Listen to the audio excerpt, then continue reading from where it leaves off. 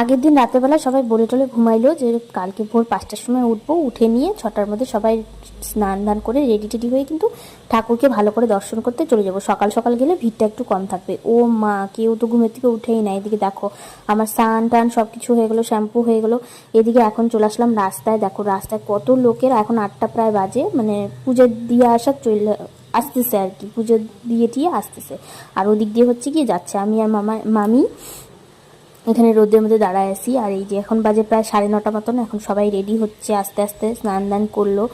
মানে বাড়িতেও যেরকম বাইরে যায় ওরকম, বলে একটা করে একটা। তো যাই হোক, এখন দেখো এই শাড়িটা আমার হাতে দেখতেছে। এইবার এই শাড়িটা হচ্ছে কি আমি নিয়ে আসি, এমনি নিয়ে আসি, আমার মনটা খুব চাচ্ছিল যে একটা শাড়ি নিয়ে যাই মায়ের জন্য। তো এই জন্য হচ্ছে কি একটা সুতির শাড়ি আর কি নিয়ে আসছি। এখন সবাই মিলে বেরোয় পড়লাম। এই যে দেখো রাস্তায় ভিড়টা শুধু দেখো, এখন বাজে 9:30 পৌনে 10টার মতন, এত ভিড়। সারাদিন মানুষ এত লোক আসে।